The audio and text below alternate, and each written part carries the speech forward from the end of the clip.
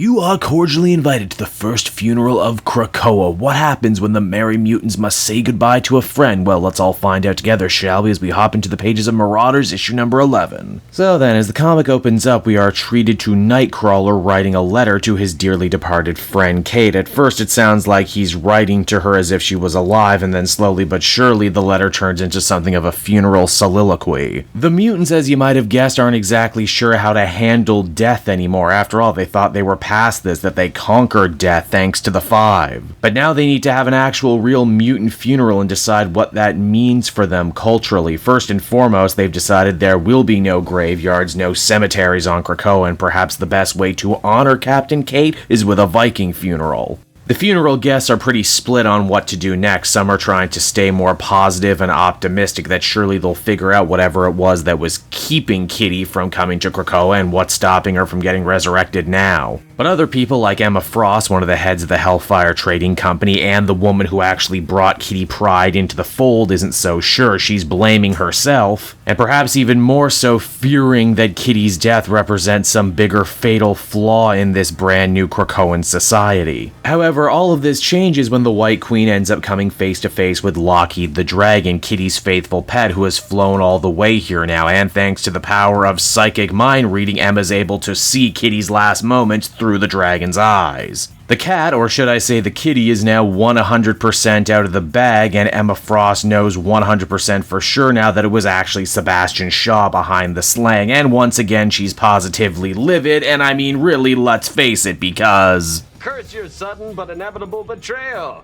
Naturally, Emma wants swift, bloody revenge on Shaw for what he did, but at the same time, she knows this offers a rare opportunity. Shaw doesn't know he's caught yet. So maybe if she bides her time, there's something they can all do about it. First and foremost, though, Emma wants Xavier to try again to resurrect Captain Kate. Even though, as we discover, this would actually be the 18th attempt, and they really can't keep showing all of this favoritism to Kitty, using all the time and resources of the Five that could be used resurrecting other mutants. And you know what, it's right around here the comic actually takes a very unexpected and very interesting little turn. We see a train wherein a very clandestine meeting is taking place. It would seem that Storm, aka Emma Frost's first pick to be the Red Queen of the Hellfire Trading Company, actually has herself a special contact, an agent within the X-Desk, a branch of the American Intelligence Agency, who actually fed Aurora a rather interesting piece of information regarding a shipment of important mutant medicine that Captain Kate and the Marauders were supposed to steal. Again, this was a couple arcs back now, and so I'm not shocked if you don't remember, but basically the long and short here is that Storm found out the medicine that Kitty was supposed to steal before she was killed was actually tainted by the Hellfire Junior Club. This stuff could have killed a bunch of already sick people and made Krakoa look terrible in the public eye, but because Storm got tipped off, she was able to sneak on in and switch the medicine before Kate and her crew could steal it. This means Krakoa looks good and the American government looks like they're doing their job. This lady we discover too is actually willing to help Storm because her own mother is using the life-saving mutant medicine to treat her Alzheimer's.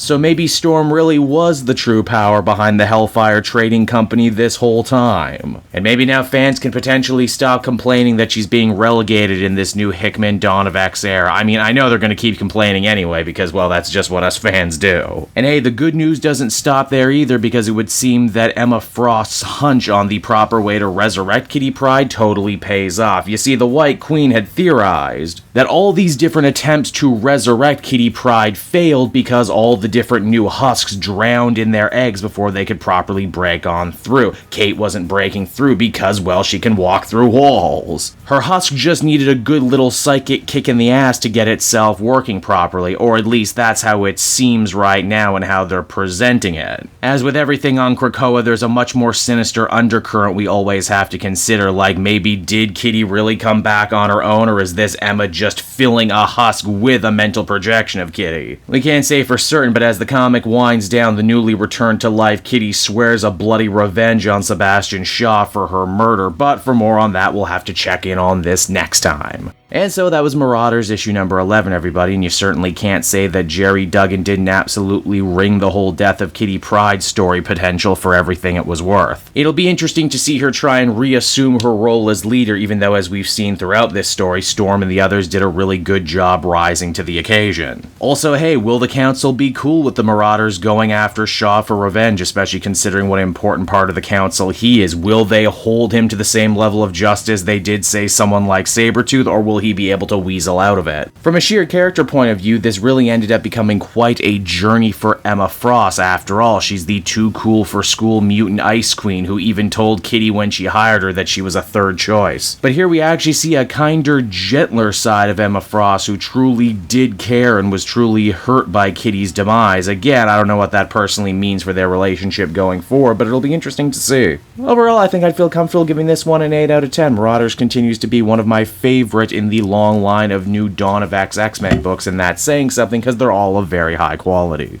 Hey there everyone, Kate Joel again, and I just want to thank you so much for watching to the end of the video. It means a lot to me. And hey, if you enjoyed the book I covered in this issue and want some comics of your own, might I recommend Book Depository? It's my #1 place for shopping for comic book trades. You get a great price, and if you use my link down in the description, you'll actually be helping me out at the same time. You get something, I get something, everybody wins, right? So until next time everyone, I've been Joel, and I will see you in the next video. Bye-bye.